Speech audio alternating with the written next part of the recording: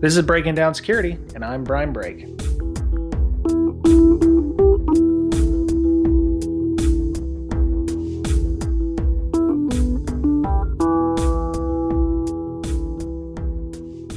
Welcome back, listener. This is Brian and Mr. Betcher for Breaking Down Security. Hello. Good to be back. It's always good to be back, and when we're talking to each other, doing the InfoSec thing, here. How was your week?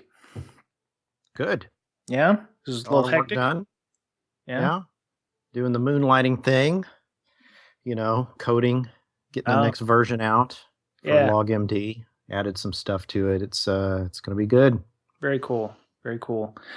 So my week was, you know what? We're going to talk about my week later on in the podcast because that my week actually inspired this podcast, I think. So before we get to that, though, I want to mention, Breaking Down Security is doing a couple of giveaways for DerbyCon.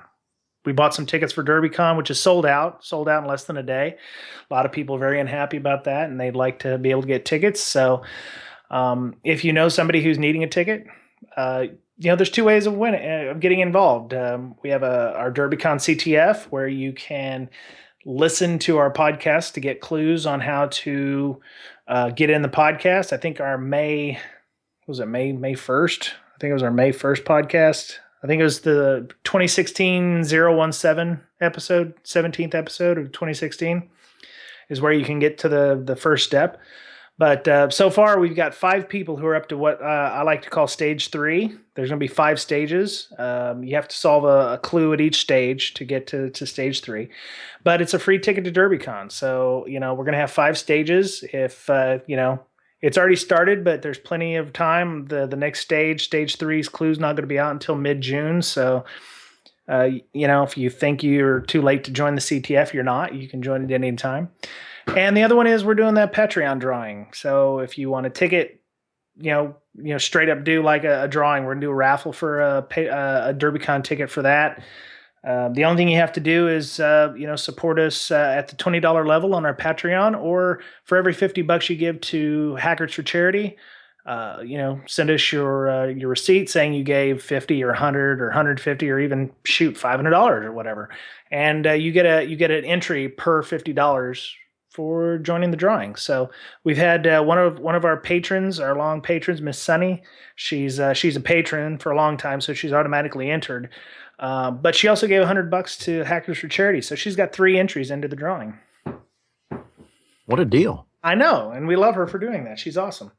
So and I think the final stage of our CTF is going to be sometime in August after what we're trying to do, I think, is we're trying to get it after everybody who's the speaker list has been put out, and all the people who didn't get accepted for talks who got a free ticket are going to be scrounging for a ticket.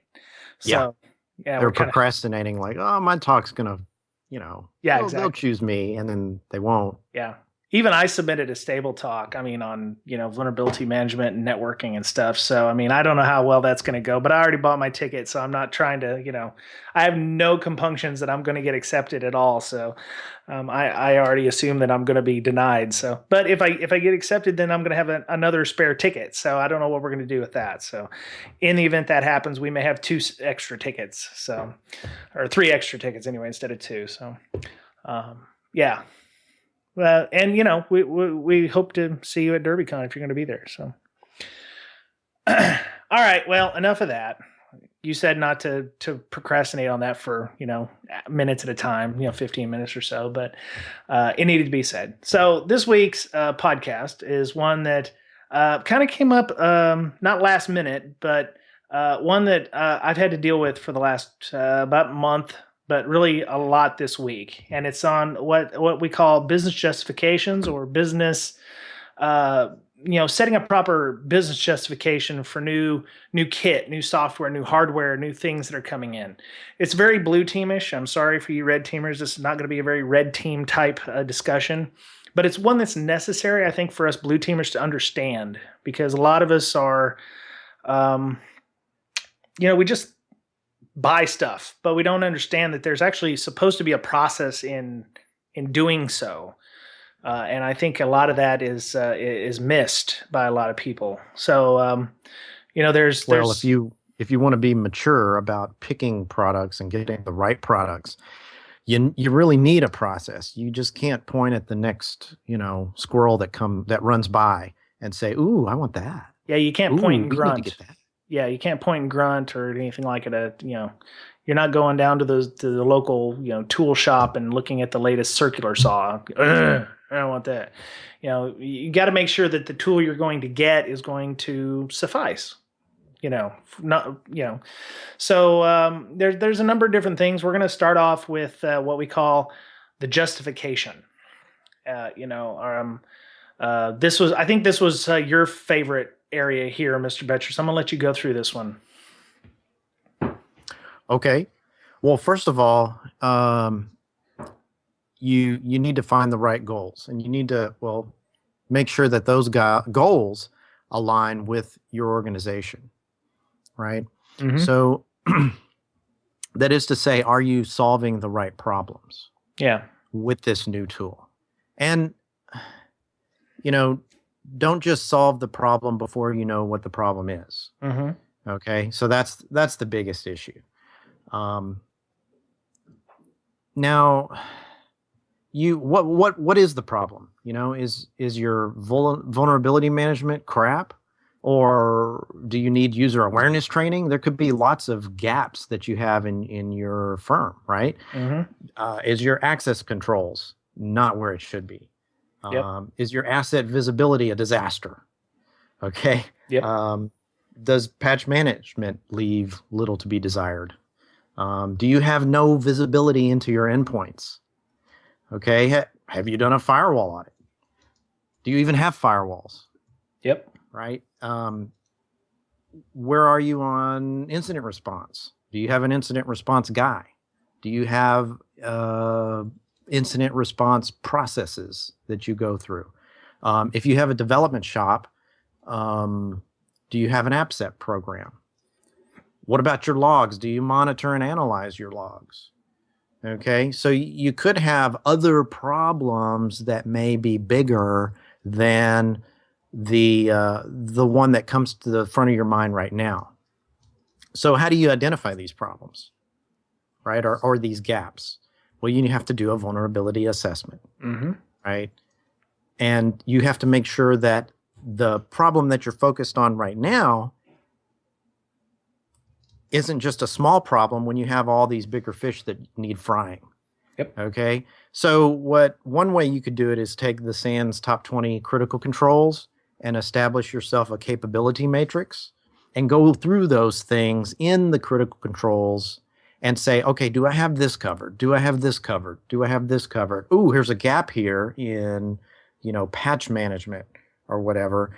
Maybe, okay, so then you set that aside and you say, okay, I've got a gap here.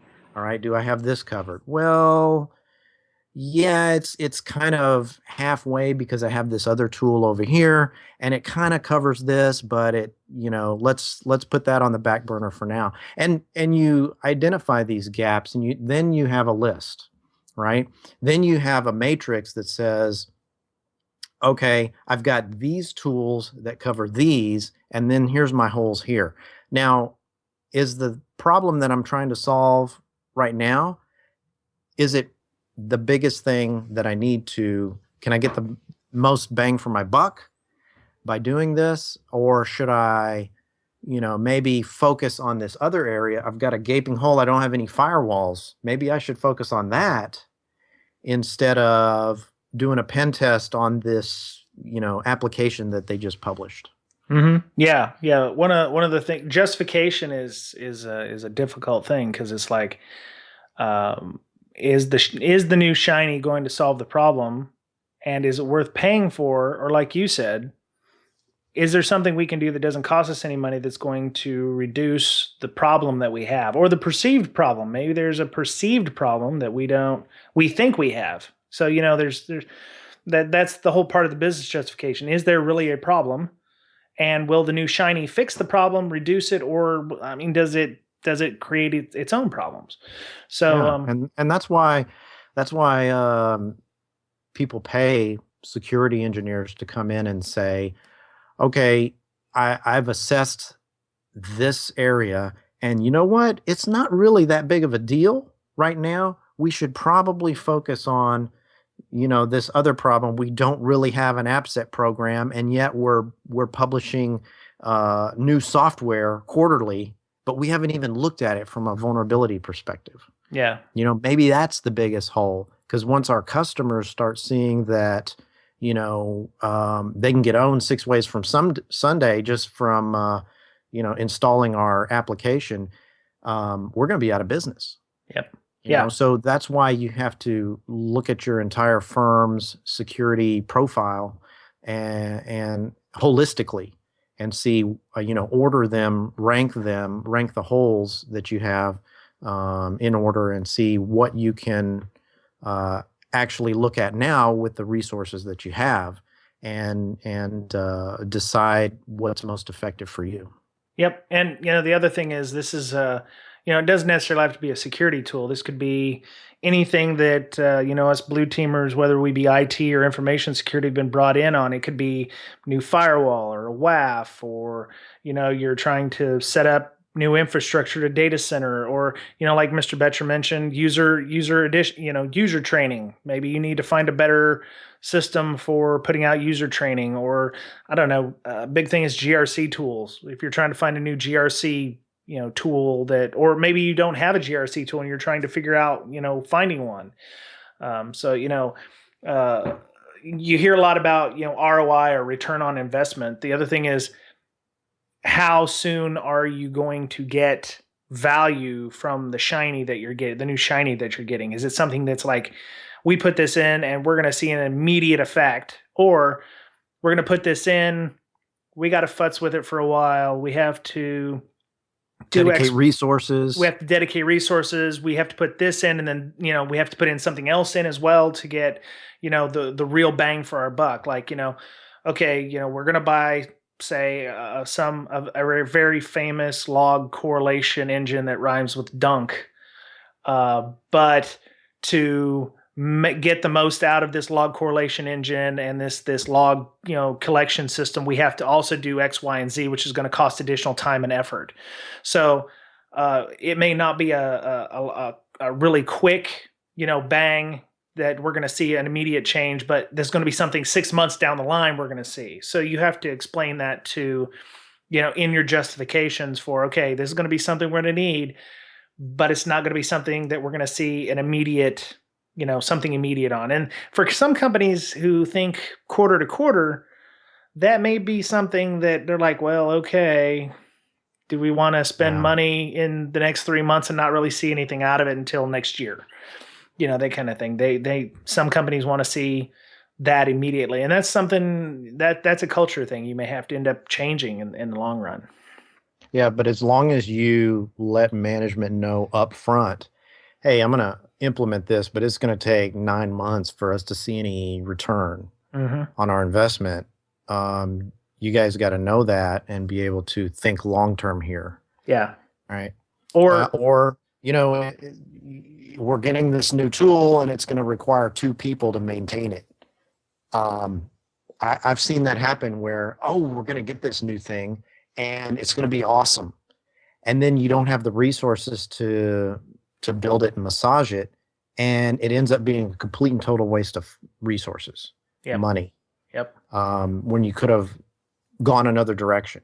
Yeah. So you have to know that up front and be able to account for it and say, okay, we're going to get this tool, but it's going to require 2 bodies. Is that okay?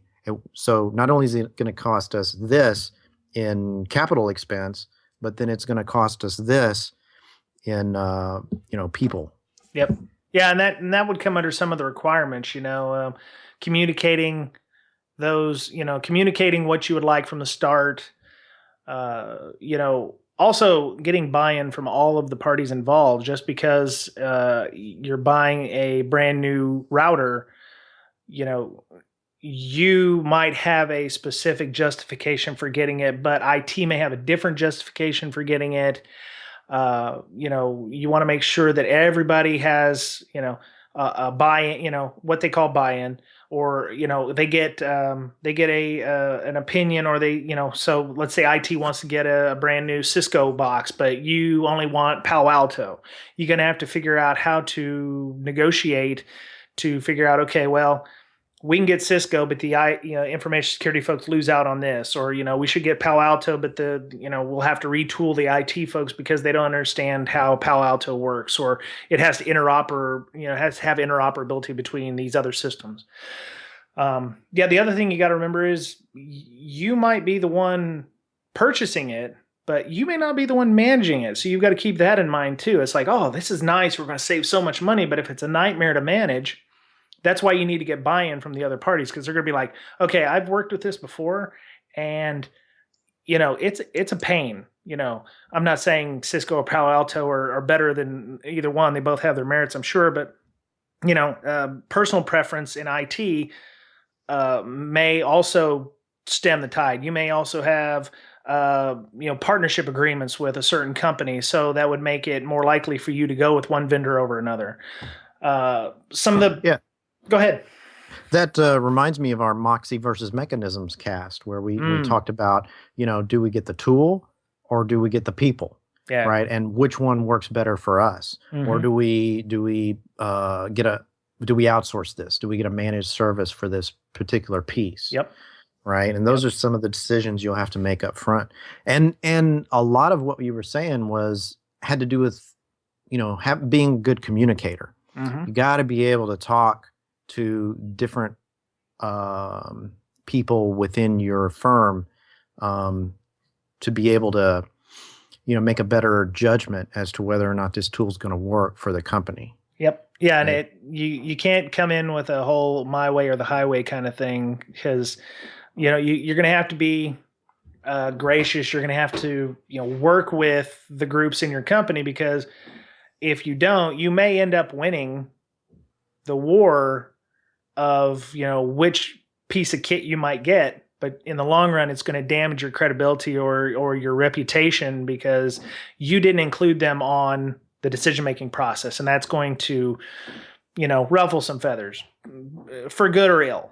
And the other thing is, you may get this thing and you're going to add new deficiencies to your environment that your status quo may have covered, that or vice versa. The good thing is you're trying to get something to improve your environment, but in every new solution, there's going to be things that are not going to be covered or actually going to open you up to new vulnerabilities. If you change a CRM from WordPress to Django, you may get rid of all the themes and the plugin issues you've got with WordPress, but there are Python issues, and there's things inside of Django that will, you're just trading one CRM for another, or content management system, CMS. I'm sorry, CMS. Your vulnerabilities are going to change. Your management style of those things are going to change. Your processes are going to change. So there's hidden costs there that you've got to think of when you're doing these things. I'd like to go back to what you said about getting people's buy-in. I think that's a great concept, because I've noticed that if you get someone's complete buy-in from the beginning, they'll support you, even though you might have trials later on. That person who bought into and who approved you're doing whatever it was you're doing are more likely to support you.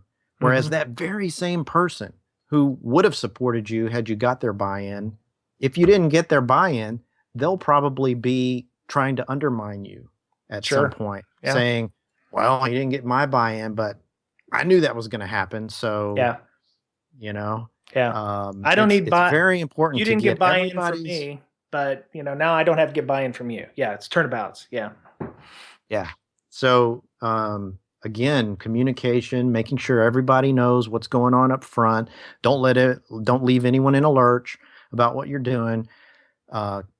Communicate what you're doing to everybody who would be affected by this thing, and make sure that they're okay with it. And if they have concerns, make sure those concerns are taken into account. Yep. and have conversations, have meetings with these people, and make sure that they're okay with what you're doing and they fully support you. If Yep. it's going to affect even one of their individual contributors, maybe two or three guys down the line, they're going to be concerned about it, especially if you don't get their buy-in up front. Yeah. Yeah. And, you were talking about speaking different, we were talking about speaking different languages a couple of podcasts ago. Your arguments to, say, the IT people or to the IT director are going to be different than the financial guys who are going to be actually making the purchase, because an IT or an information security justification is going to be different than a financial justification, because the financial guys are going to be like, well, why do we need to spend $500,000 on a new GRC tool? What are we doing now that, why do we need this? Why is this going to make it better? So you're going to have to pull out, the return on investment stuff. You're going to have to tout the compliance requirements, maturing as a company, cost of doing business. I mean, you're going to have to get management buy-in. You're going to have to get, various types of buy-in. So all the parties need to come to the table when you're making these decisions. And some of them takes a while. And, the other thing I was thinking about that, speaking of taking a while, if you're already using an existing system that, say, needs a license, and that license is going to expire in a couple of months, you may end up having to buy another year of your current system, because you're not going to be able to implement this new system until after your current license expires. I know for software, that's the way. If you're trying to move to a different software and the one you've got now expires next month, you may not be able to get those done. So you're going to end up spending money to replace, to re-up your current license, in addition to justifying buying the new stuff. So you have to take that into account as well. So let's talk about potential pitfalls. Oh yeah. Right. Yep. Well, when you're assessing a particular tool, you could have some biases yourself that you need to account for. Oh yeah. Right. There's something called confirmation bias. You may have an opinion on something, and then you find, or maybe other people realize, that if it supports your opinion on something, you'll listen to it and you'll think that that's a fact. But then if you get some other opinion that doesn't agree with you, you kind of discount it outright. Mm-hmm. Okay, it works in politics. It works in everything. I was about to say that. Yeah. Yeah. We're not going to talk about politics, but we can mention it. Yeah, right? We can mention it. Yeah. Exactly. So that's what confirmation bias is. It's you have your beliefs and everything that opposes those beliefs, while they may have merit. You discount them outright and you don't listen to them. Mm-hmm. So make sure you don't have confirmation bias when it comes to other people's opinions, other tools that you haven't looked at. You may be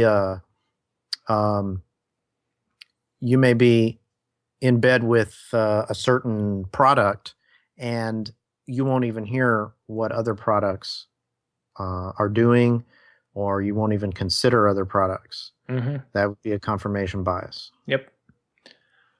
And that may be because you believe that those are, that there's nothing better out there. You just want to keep your blinders on, and they're, and that's kind of a thing where you're not even wanting to go and look to see if there's anything else. I mean, that all that means is you're just not keeping up with what's in the industry. So there may be newer tools that can, add additional functionality. Or you might just be lazy. You don't want to look at other tools because it takes time and effort. That is true. Believe me, that time and effort would probably be well spent if you were able to find something that would be much better for your organization. Yeah. And, the idea is we're trying to either save time, reduce inefficiencies, reduce workload, save money, that kind of stuff. The other one is the optimism bias, being able to, no matter what happens, the new product is going to solve all of our problems.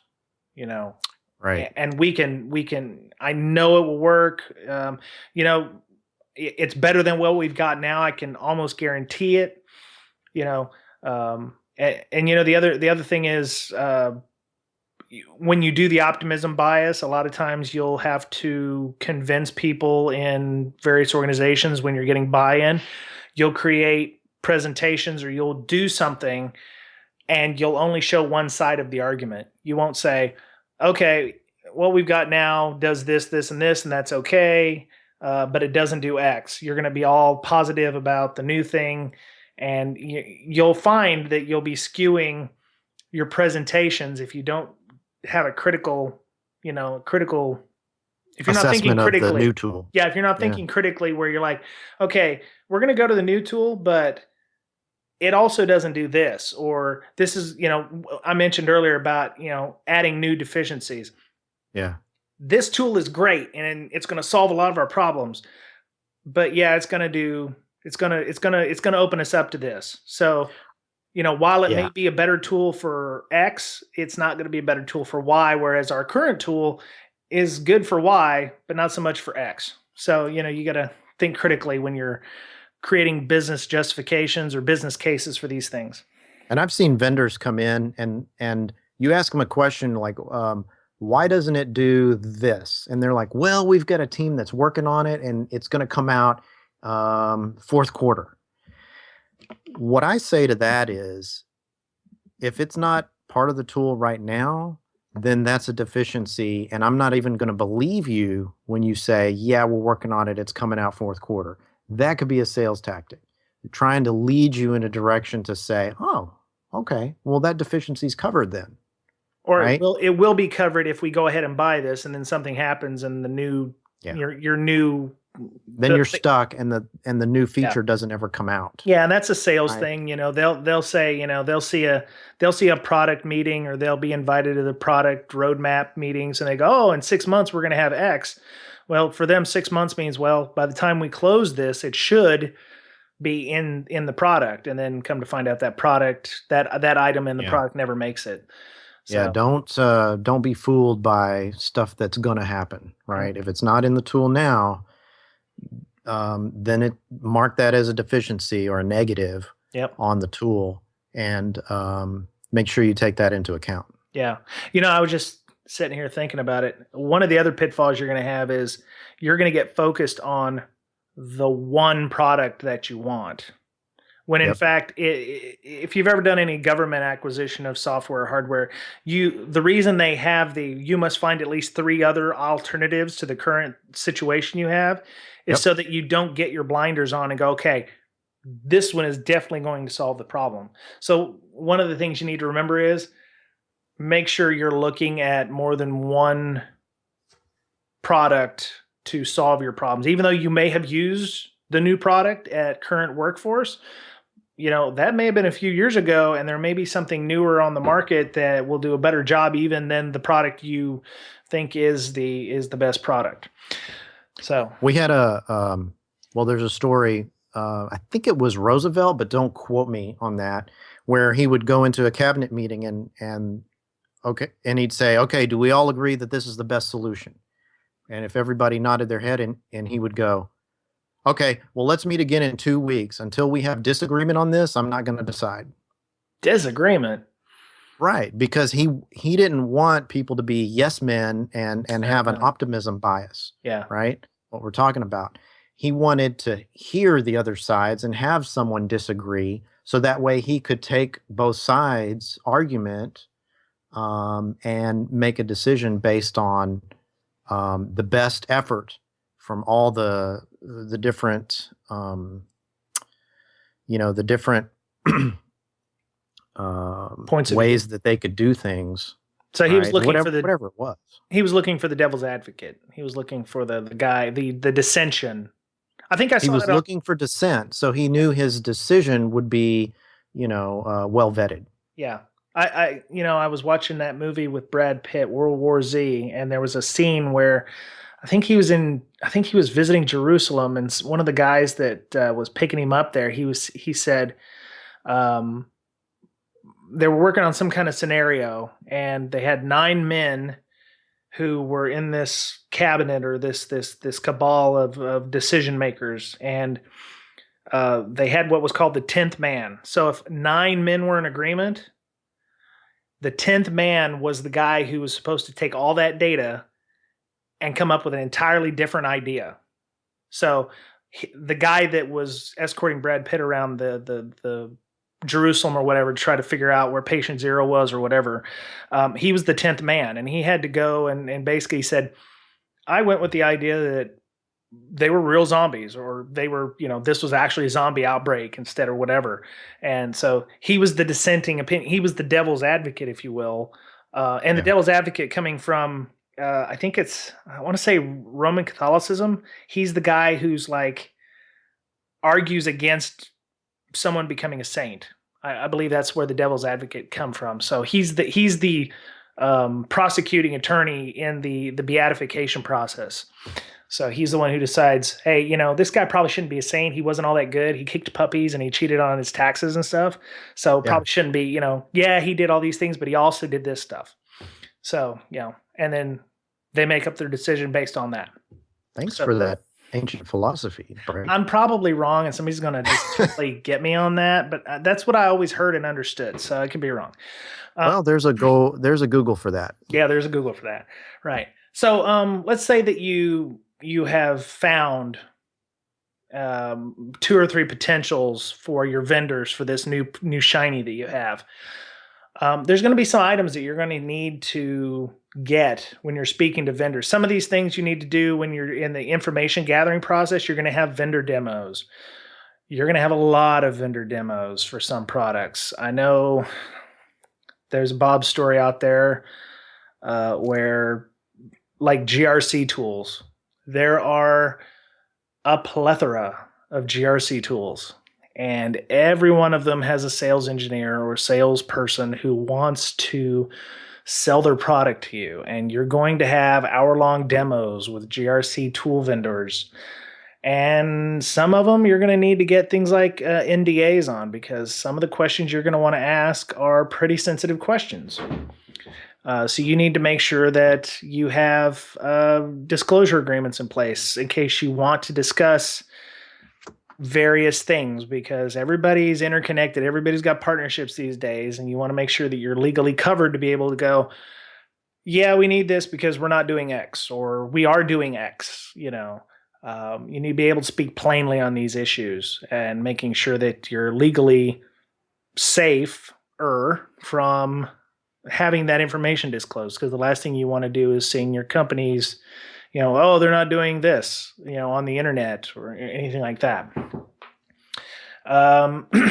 Sometimes in the decision-making process for vendors, you need to make sure they're compliant with various things that you're compliant with, because things like PCI or I know HIPAA requires third-party business agreements to show that the third parties are safeguarding data if one of your solutions requires you to safeguard data. Or if you're looking at, potential data centers, you need to make sure that they're SOC compliant, at least SOC 2 compliant. So you need to make sure that they're up on their compliance requirements for those kinds of things. Policies and procedures. What do they do for incident response or disaster recovery if there's an outage and your new shiny requires, so much uptime, or it requires a certain service level agreement? Some of those things will come up in statement of work, but you might need to know that stuff when you're making the final decision, if it's down to 1 or 2 kind of things. If it's a hardware or software product, you may want to understand what kind of security scans that they've been doing. Some of these things also will require the NDA to be in place before you get that kind of information, especially policies, IR plans, security scans, anything they've done for that kind of stuff. So, yeah. Yeah, I mean, also not even security, but hardening tests. I mean, has it been through the ringer? What kind of QA has been, and maybe what testimonials as well? What other companies use this and this product, stuff like that? Yep. Can you get a trial version of it and test it even more? That's true. Yeah. And that'll be a selling point if they can say, oh yeah, our stuff's been scanned by this well-known security company, and it's awesome, and there's been news press about how awesome our product is, so you can look here. And also, yeah, some of the research needs to be done on your end. If you should know that this company's had this much testing done. If they've mentioned that to the media, you should be able to look that information up. Yeah, speaking of asking them questions, you had some stuff to say about vendor demos. Yeah, you mentioned that the podcast at the beginning that this kind of affected me. Company I'm working for has been looking at upgrading some things recently, and we've been through a lot of vendor demos. And I think if you're in vendor demos, especially a lot of them, it pays to really pay attention, even though this stuff may seem boring. The reason we did this podcast was I was like, well, I have to identify my own deficiencies. So a lot of times I find my attention waning, or I try to multitask with these things. And invariably, at some point when I've been multitasking, I hear, "What do you think about that, Brian?" And they say, "Oh, well, I really haven't been paying attention. My bad." So the question has to get re-asked or something. And it shows that, you don't, it can be conceived as you don't care about something. Vendor demos are time consuming. They are very important because if you've been invited to a vendor demo, that means they consider you to be a decision maker in your company, or a leader in this case, of where you want to take your company in the future.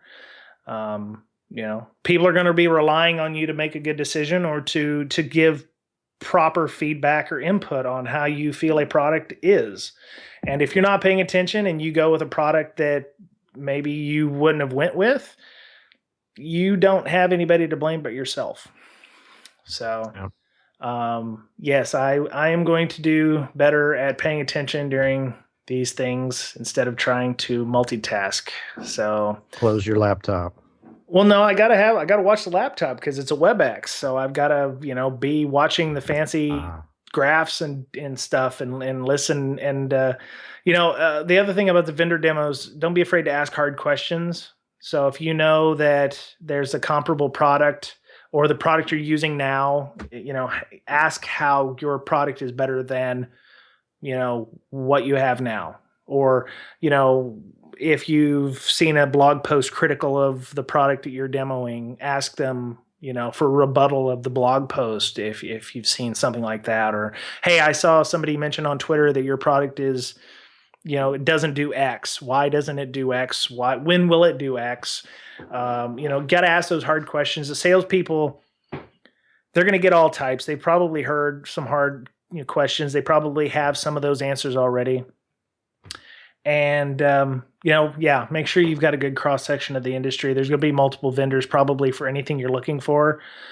And, make sure you're getting a good cross section, because you could be missing out on a potential opportunity to get new functionality, or to get better functionality. So yes, I need to work on that. I have found myself taking bio breaks during them and totally missing sections of entire vendor demos, and that's on me. I got to work on that. I have to be a better me before I can be a better we, or however that goes. So, but yeah, I mean, they're not fun. They're not supposed to be. They're supposed to help your company get a decent product. So if you're if you've been invited to those, that means that they trust you enough with your decision making capabilities to not screw over the company mightily. So confessions of a what do you write in here? Of a security professional? Of a security engineer. Okay. Yes. Well, that's funny. Thank you, Mr. Betcher. So yeah, that's it's a necessary evil, I guess. So my wife, I'm sorry, one last thing. My wife, I was actually talking to her about this before the podcast here. We were at lunch, and she was like, then why do you even bother calling in? Because she's like, if you're not even going to bother watching the demo or pay attention to what's going on, why are you there? Because you're not helping the company at that point. So And your inability to make a decision or you're not paying attention could actually cause them to assume that you're okay with that. Silence may mean an affirmation of something that you may not necessarily want to, agree to. So that's That's something. genius right there. You Yeah. should listen to her. Yes. Because what happens if that product fails Yeah. miserably? Yeah. You're one of the guys who bought into it, even though you weren't paying attention. Yeah. Well, or you'd be like, well, the sales guy's like, well, I'm going to go ahead and send you over a quote for X if I don't hear any other reasons for that. And okay, I'm going to take Apathy. silence as a yes. I'm going to take Yeah. the silence as an opt in instead of an opt out. So, yeah, that's something you got to think about. So, all right. Okay. Well, I mean, you must have done a few vendor demos. How do you handle them?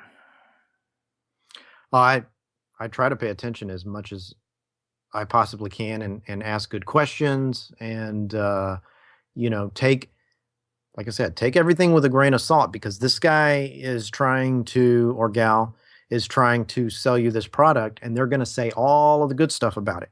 Mm-hmm. This product can do no wrong. It's going to solve all your problems. It's plug and play. You don't have to worry about it. You don't have to manage it. We'll help you out. Just buy it. Yeah. And you have to be mature about it and say, oh, well, okay, hold on.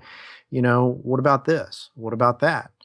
And that's where you start getting these things when you start asking questions, intelligent questions. That's where you get them to admit, well, yeah, we're working on that. It's not in there yet. Invariably that happens 80% of the time. Yeah, we're looking to add that. Yeah. And just don't believe them. Yeah, you Right? gotta Don't believe that. you gotta hold their feet to the fire and make sure that they're gonna give you the proper information. Because if you just let them run over you, some of them Yeah. will. They'll promise you the moon, and you're not gonna get that. Or Yeah, it's not. hey, yeah, we can definitely do that for you. What they don't tell you is, hey, yeah, we can definitely do that for you. We'll take 2 years. My suggestion would be to read a book on sales, like sales tactics. Mm-hmm. Yep. Maybe we can Amazon search or whatever some different books on car sales. Right? They Yep. use all the same tactics. Right? Yep. They get you in, and there's a bunch of different um, strategies that they use to pull you in where you're paying an awful amount and you got the extended warranty Rust and all proofing. this stuff, and yeah, you're basically apologizing for something that went wrong, but they're casually smiling saying, oh, I got this guy. Yep. A couple of takeaways I have from this cast if you want to get into that. No, let's do that. Don't be afraid to get rid of the old stuff in favor of the new stuff as well. You may have something that, hey, Bob has been running our IPS since the beginning. I mean, he practically started this security program. We can't outsource our IPS or get a different one. I mean, Bob can't do anything else, right? If it's a better decision for the company, then you should certainly pursue it. That's right. Get rid of And Bob. get rid of the old stuff in favor of the new stuff. Yeah, get rid of Bob. He's the old stuff. Bob just isn't pulling his weight anymore. I mean, he's just married to that one tool that we keep relying on. And maybe your new tool can replace existing functionality and still give you that new hot and shiny that you wanted. Yep. Right. If you have a tool that can solve your log management problems and it also does vulnerability management, maybe you can buy one thing and replace another to certainly justify more so getting that new tool. Yep. Right. If you won't have to pay for your current tool anymore in licensing by getting this new thing that does even more. Yep. Okay. And probably better. All right. Fair enough. So I'm going to give some takeaways that I thought of. one, I think it's important for you to absolutely know what you want from a new solution. I know that I have worked at other organizations where we know we need something, but we don't know what we need to get from that solution, which is why it's so important for the communication part. I think that it's important to make sure that you have your proper requirements down. Maybe you create a point paper going, okay, we know we need a new shiny. We need a new this. It needs to do X, Y, and Z at a minimum. You know, these are what we can. We've got a new tool. This is what we definitely need to have from it. And then have your nice to haves. Okay, it needs to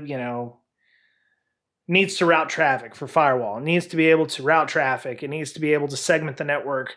We would like it to also be able to do this, but it's not necessary. You need to separate it into the haves and the must-haves, or to the haves and the wants. Anyway, it needs to have this. We would like it to also have this. And you were talking about the new shiny, but a lot of what I've seen at many companies is we're not using our current solutions to their utmost. I know that in the Navy, we had tools where, it does all these awesome things, but we only use it to show things on the screen. We had this thing called the Wall of Thunder. It was a presentation tool. It was a computer with this very fancy video cable in it, and it had 4 CRTs at the time. This is how long ago it was. Thank you. I had rowboats and stuff. I was on Viking ships. But all we did was show satellite pictures on it. And it was this massive presentation tool that we were supposed to be able to do all these different all these different weather products on. And all we did was put up a Windows Internet Explorer 6 picture of the Indian Ocean. And that's all it did. And wow. We're like, okay, so it's sitting here doing nothing. It's just showing a satellite picture of the Indian Ocean. You see that a lot at many companies. It's like, okay, this box, it could do X, Y, and Z, but we're only using it for one minuscule part of what it's supposed to do. So I think you need to also, before you go and look for a new shiny, make sure that what your current solution is doing, are you using it to its utmost? Or is there maybe a little add-on that you can do? Maybe there's an add-on to that company, from that company, that will satisfy what you're doing. And maybe you'll save yourself a ton of money. Maybe it's only $500, $600 for a new module, but you don't have to pay another $30,000 for a brand new system. And I'd like to add on to that too. If your company is larger and the different silos aren't communicating with each other, one of the different parts of the organization, like IT, may be using a tool for, say, log management, and the security team also has their tool for log management. If you would have communicated that, you guys could have leveraged the same tool. Exactly. Right? Exactly. Yep. And also along those lines as well, if you do get a new shiny that's expensive or whatever, or you have one that you're currently using, you've had it for years, maybe you spend a crap ton of money on it, but Joe over there is the one in charge of it, and Joe's knowledge of that tool is effectively zero. Mm-hmm. Right? So in that respect, you're not getting the what you should out of the tool if Joe really doesn't know what he's doing. Yeah, exactly. Whether or not you take the new shiny or you take the old tool, maybe the old tool, you just need to take and send somebody to training to understand how to use it better. Or maybe you can... Or you need to get the right person to work the tool. Yeah, exactly. Or, maybe it's something as simple as, scripting up something or creating a specific dashboard or something. I mean, there are people out there who love to do dashboards all day, just sit around making dashboards of things. Maybe it just needs a different method of displaying the data, or maybe it just needs a different method of, doing whatever it is that it needs to do. Maybe there's a different way of, showing the information, or, working in a specific manner. Maybe you need to wipe the entire configuration and start over again to get it to work more efficiently. I know that some firewalls could probably do with a bit of spring cleaning once in a while. So, Have you done a firewall audit lately? Oh gods, no. No, there's I don't do those. That's not my bag anymore, sir. I still have nightmares from having to do firewall audits. You Thank you very still do much. them in your dreams every once in a while, Yes, right? I do. Cold sweats, yelling, screaming. Yes, yes. So, yeah, that was. I have definitely learned something. A little self introspection, to understand my own deficiencies here. So I will probably be doing a little better job of paying attention this week. Um, so yeah, that was it, Mr. Betcher. If people wanted to continue discussing this topic with you, how would they go about doing so? I can be reached on Twitter. My Twitter handle is at Betcherpwned. Okay, BoettCherpwned. right on. For the BreakSec podcast, our official Twitter is at BreakSec, BRAKESEC. And you can follow me at Brian Brake, BRYANBRAKE on Twitter. We have a Facebook fan page. We have a LinkedIn group. We have a Tumblr. We've got all kinds of stuff. We're on various radio networks like Player.fm, TuneIn Radio. We're on the Google Play Store. Got a ton of new listens this month. Holy cow. It's like people have decided that podcasts are the thing to listen to. So welcome any new listeners. Yes, I will say this. It has been a few months since I mentioned this, but yes, breaking down security. The breaking part is spelled BRAKEING. Yes, that is a thing. No way. It's my last name. I had somebody on the Facebook 2600 group go, "That's annoying. Why is he doing it like that? He's got spell check busted or something." And I was like, thankfully somebody beat me to it and said, check out his last name, bro. So I appreciate the gentleman for supporting me in that. We have a website, www.breakingsecurity.com, BRAKEING security.com. And our Patreon. I forgot that. I did mention it at the beginning about the DerbyCon thing, but if you don't want to go to DerbyCon, you can still support us. We have numerous support levels, $5 rewards. You can, it's like a tip jar, if you will. We believe in the value for value model over here at BreakSec World headquarters.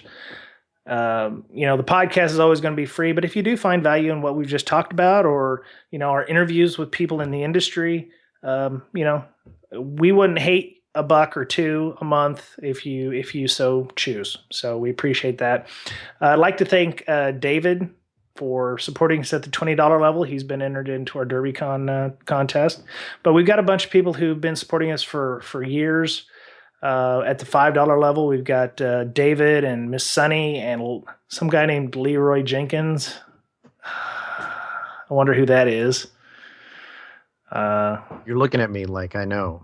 I'm fairly certain I know who the Leroy Jenkins is. Thank you, Mr. Betcher.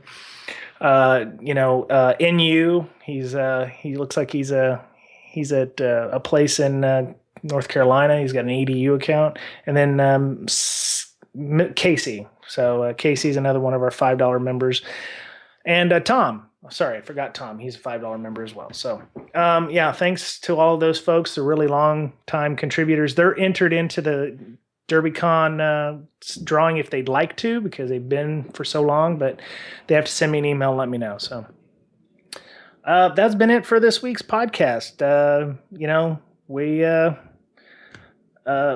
We like talking about these kinds of things. So if you have any other suggestions, please hit us up on our email, bds.podcast@gmail. So, we like talking about these things. This is one that kind of hit home for us. So, it was, we hope you enjoyed it. So that was it. Have a great week, and we'll talk to you again soon. Bye-bye.